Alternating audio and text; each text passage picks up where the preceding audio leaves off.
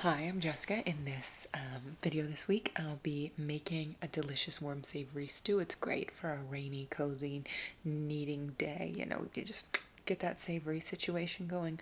It is a chickpea and cauliflower soup, and it's delicious. It's got a very complex flavor profile, so we're gonna make it. Okay. Here are the ingredients. We got bell peppers, some cheese, apparently. Head of cauliflower. I've shaved off some funky bits. Garlic, cloves, onion, coconut milk. It's actually called for coconut cream, but this works fine. Diced tomatoes, and then I have 2 cans of chickpeas. And chop these up.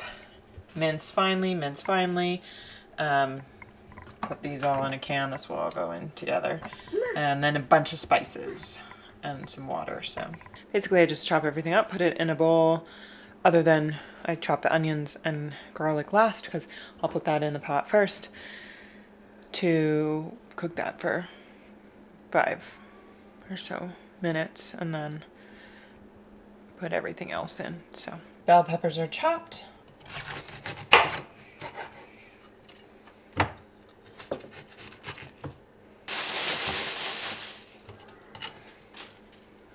I'm just chopping the florets, the cauliflower into small little florets, you know, little bite-sized pieces for your stew.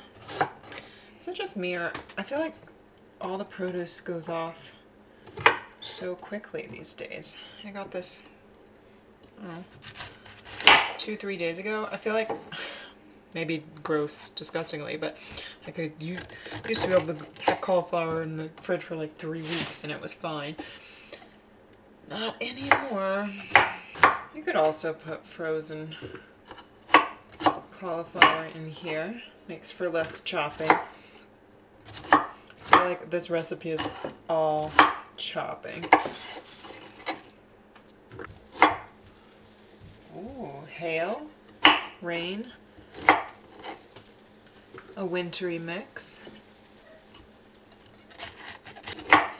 Anyway, you get the idea. Chop it all up. Chop it all up real good. Cauliflower's in. Now I'm just gonna open the cans, drain and rinse, and pop them in there. Next is chopping that onion and garlic. Does anyone have tips for learning to appreciate chopping an onion? I want to like it, and I feel like it's always the thing that stops me from a recipe cooking from scratch. I'm like, I have to chop an onion. I don't even cry during it. It's not the problem. I don't know. What mindfulness exercise can I do that's gonna make me love that? Please tell me. Well, here we go. I already have some onion cut.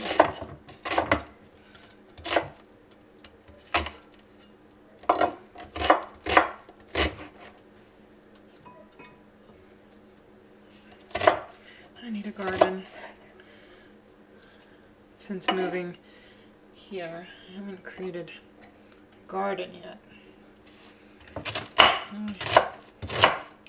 I tried to grow onions once because obviously it seems like one of the most useful things to grow, like potatoes, onions, and garlic, and like those seem to be the most like calorie dense / healthful things that store for a long time. That would be good. Okay, my eyes. Chickpeas are drained and rinsed and in. And then mince that garlic. Mince the garlic. Heating the oil in the pan and then putting those onions in to saute for 5 to 6 minutes till they turn, translucent.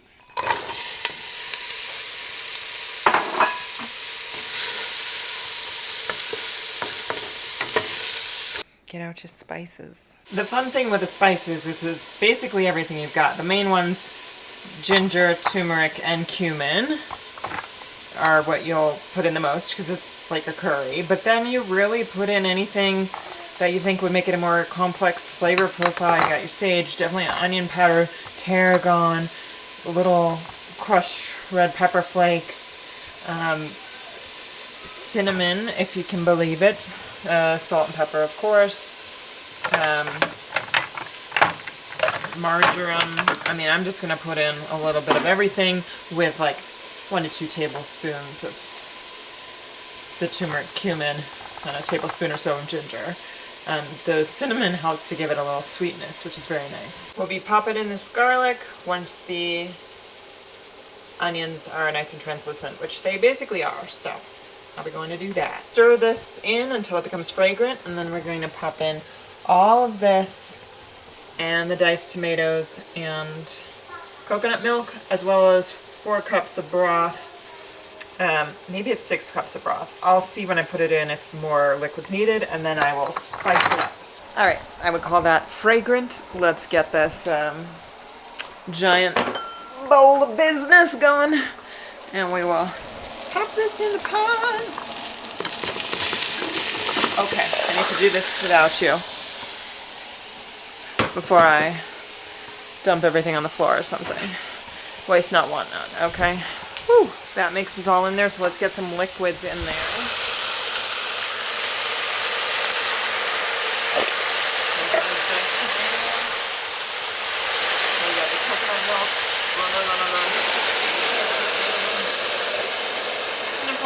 Upon getting here, yes, 6 cups of the broth. So I'm putting just water in first, and I'll add some bullion to it. And then you're bringing this baby to a boil. I will also be adding the spices in a moment. All right, so I'm getting out a bunch of my spices.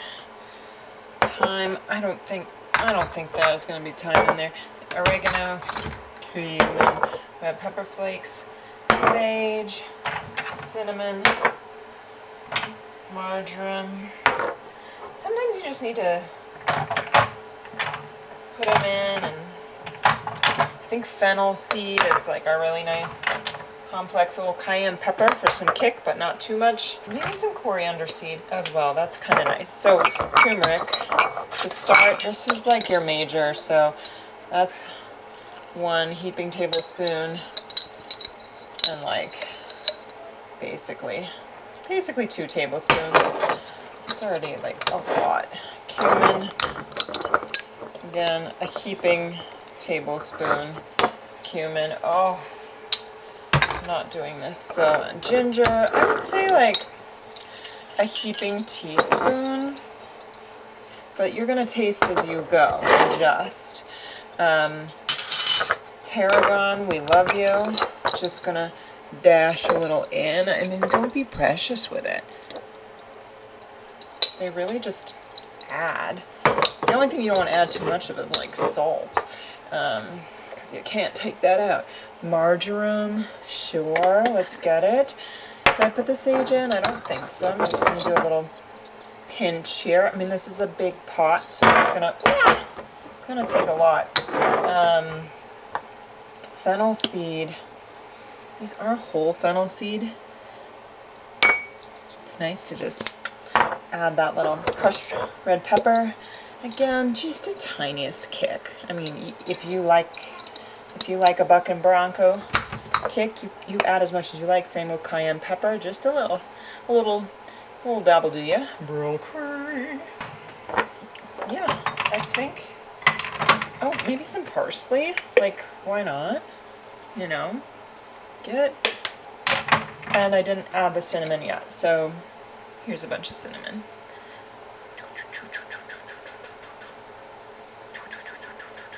Sound effects, optional, but I find it all makes it all fun, more fun. All right, then we're gonna take this dandy bit of business over to this dandy bit of business. And boop, stir that up and in as we're still working on bringing this baby to a boil. Flavors mix in. I also need to add just your basic salt and pepper. So probably do about a teaspoon of salt to start. Here's some pink Himalayan salt. Stir, stir, stir. Don't need too much because after all the bouillon has plenty of salt in it. I'm gonna bring this to a boil, let it simmer. You can serve on rice, couscous, Israeli couscous, quinoa, whatever your heart's desire.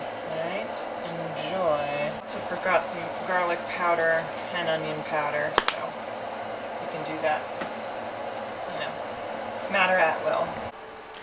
The great part about the stew a great part about the stew is that it's endlessly modifiable. So you don't have a red bell pepper, you can kind of do it without. It's nice touch of vitamin C. You know, do what you want with it. Add something. Switch up your spices. Give it a taste test. Adjust. You got some zucchini? Pop it in. Whatever. It's versatile. You want some lentils instead of chickpeas. Do you, okay? Get yourself just like a warm, cozy, nourishing meal that's really savory, and I love food. Okay. I think I'm gonna make some Israeli couscous to go with that, so enjoy. Bon appetit.